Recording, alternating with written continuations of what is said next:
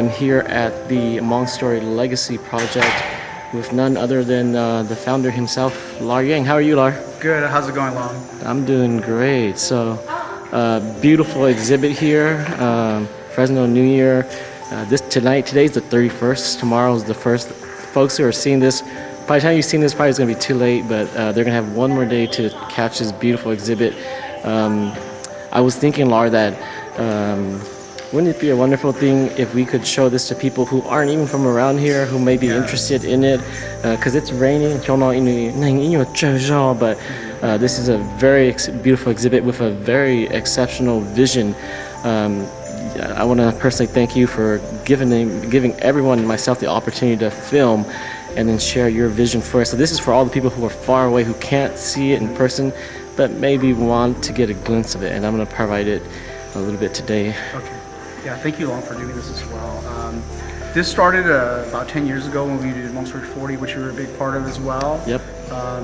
And how quickly we're at approaching 50 years already. 50 years means the end of 1975. So what we did is, because of all the things that we built in Hmongstory 40, we're trying to build it into a project that can kind of preserve it in the form of a legacy. So what we have is Hmongstory Legacy Project, and that's the entity that's going to be presenting the work for the next couple years.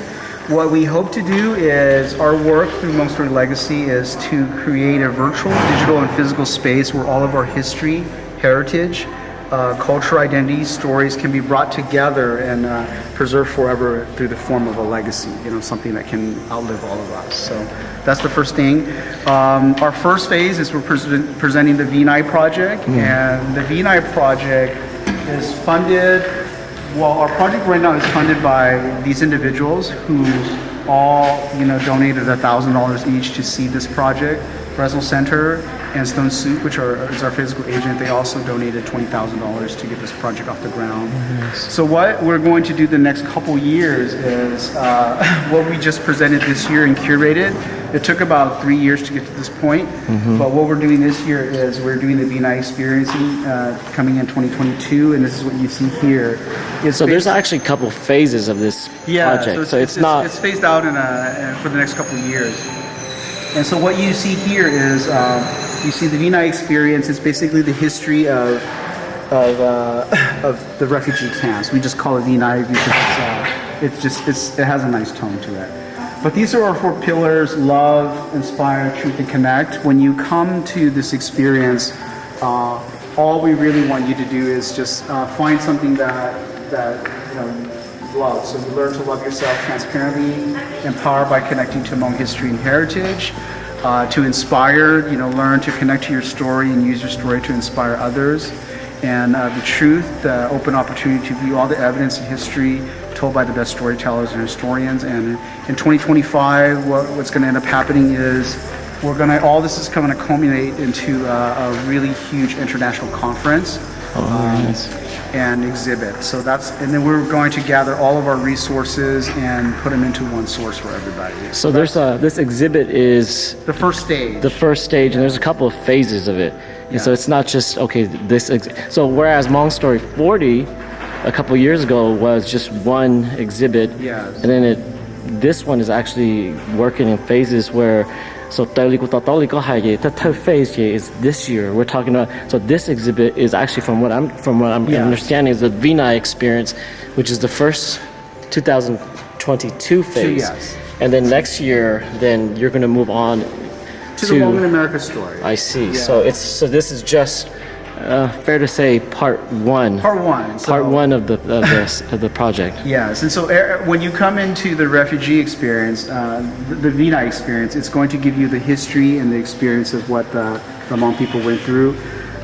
This exhibit is kind of like a mock experimental exhibit where you can come in. We've curated very well, but you can always come and contribute. You can give your advice so that we can modify it for the 2025. So it's a museum that's a kind of a learning museum. So this is, I guess you could say, the first version of this part of it. Yes.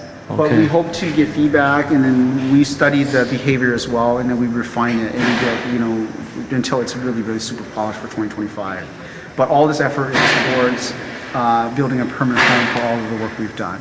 Very nice. from this time. So next year what you're going to get is you'll come in here, the same facility or maybe another facility at the Hmong New Year, but we're going to talk about how we left Thailand, how we found sponsors, and how we were spread across the United States with individual sponsors and church groups, because they didn't want the impact of all the refugees coming into one area, so they spread them out across the United States with church groups because they had the infrastructure to take in refugees, you know. Very nice. And so that tells you the story of how people ended up in Connecticut, Rhode Island, spread across the United States, and then, you know, when they got there and then they found jobs, they got assimilated. Then they Hmong people, they really need their relatives and that structure, and so then they started to find each other. They started to move to places like Fresno, so that's the secondary migration.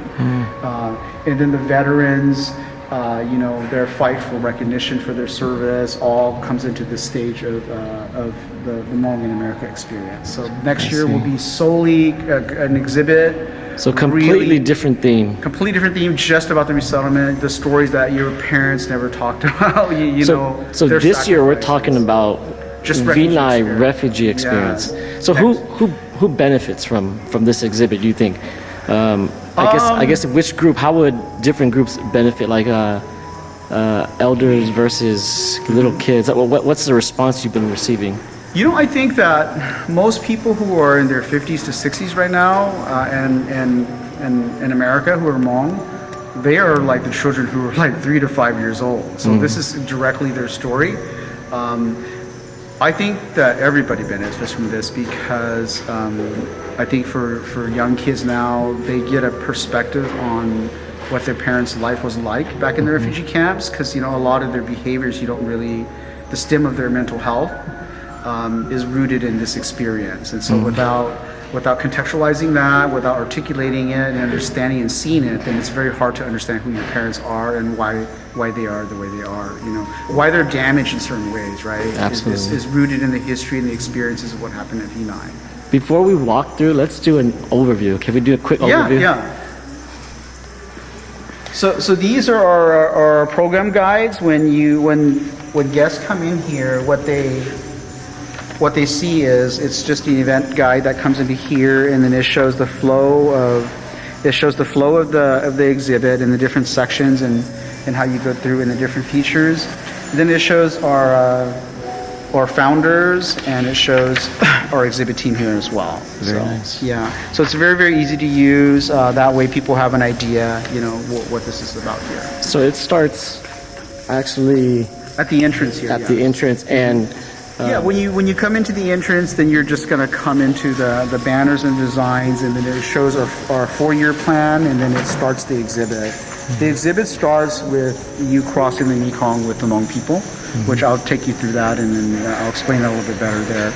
And then it goes into the roots of the refugee experience, which is rooted in the Secret War. So it gives you a bunch of information about that, and then it'll go into more of the history and the chronological component of it, and then you go into very specific rooms that touch about different aspects of the refugee experience. So, all right, very good. So let's have you lead the way. Yeah. So this is our the entrance here. We wanted to make it feel like you're coming into a tunnel, like coming into the experience. So these are the banners that just help brand the organization and brand the project. That Hmongstory Legacy, presenting the United Refugee Experience. Our pillars, our founders, our mission, and then this stuff here, like I told you, this is what's happening in 2022 with the Vinai experience, the whole understanding of what happened with the Hmong in the refugee camps. Next year is the Hmong in America here. The following year, we dive into the truth about the Secret War, and so our mission is to not really do all the research anymore, but to find the people who've dedicated 20, 30 years of their life's work and really provide them the visual support to curate their work, you know, so that it expands beyond that, because they've already done all the work.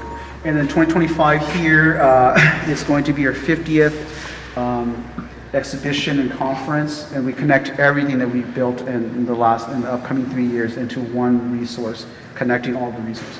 But our mission is to really just join us and help save our history. Absolutely, wow. Okay. So as you, I just turn all the voices off. You can come back and film if you sit in there. So what we did here is, this first part that you're going to see is you'll come in here and with the atmospheric noises, with the ambient noises, it's going to make you feel like you're crossing the Mekong with the Hmong people. So that very much is the first phase, of the refugee you come experience. in, you're at the river, you're crossing the Mekong with them at night. Typically, Hmong people cross at night between 1 in the morning and 5 in the morning. The river is very massive, so sometimes it can take them 4 or 5 hours to even swim across, you know. So I loved how you guys, you guys could have done it very intense, but you chose the pathway of Bandao. And so Yes. you guys chose to tell it in the framework of Bandao to give the context. And I appreciate it because I have little kids, and this is, you could have traumatized them with other pictures, but you guys chose Bandao. Why Bandao? The reason why we chose to do Bandao is because that is traditional means of how they've always communicated the story. So in the refugee camps, when the NGOs and foreigners would come and ask the Hmong people about why are they in the refugee camps, with the language barrier, what they started to do is they started to draw it out, and since Hmong people were known for sewing and doing Bandao shapes, then they started to create patterns in Bandao. And so what we did is we manually went in and vectorized a lot of the Bandao figures, and Lou, our animator, he actually wireframed them, and then he rigged them, and then he moved them around, you know. And so then he put in a storyboard, and he created a storyline. So then you get the presentation of the crossing, the anxiety, the trauma, the struggles, the loss, you know, the whole thing done in this art form that is animated and is true to the traditions of the original method of storytelling, which is Bandao. You know, so people see it, they relate, they feel very comfortable to it. And although it's a very raw and powerful storytelling of the story, it's done in a way that it's not so graphic. Even this is emotional. It really is. A lot of people couldn't even really watch it because they lived through it. Oh, you yeah. know? It's a very subtle way of telling that story, but it's still, if you live through it, people can totally relate to it. Yeah, what's this? So inside Vinai, a lot of people remember the fireflies, and so there's two forms of fireflies. There's fireflies that are natural, and then your father has one of those aluminum flashlights. And so what they would typically do back then is they would walk, but to save battery, they would turn on the flashlight, walk until their eyes adjust, and then turn it off. And so you get a whole mountainside of people doing that. Oh, wow. And so when you come into Vinai, you'll see fireflies here, but then you'll see fireflies all over the mountains because it's people actually walking around. You know, and so a lot of people I've talked to, they have this memory, and so as you cross the Mekong and you come into Vinai, then all of a sudden you get this nostalgic feeling of the fireflies, which is the natural fireflies, but then also the people. So little kids like me, I don't remember this. Yes, but a lot of adults, they would remember that. This would definitely trigger in an interesting way older people. Yes, and so we try to make it kind of like a dreamy experience. So it's a moonlit night with fireflies, and you're coming into, after you cross the river, you come into the camp. So Very nice. yeah. So you guys are immersing people. Yes, completely immersing people, and there's a lot of directional ambient noise, and so they're just flooded with different types of emotions and sound.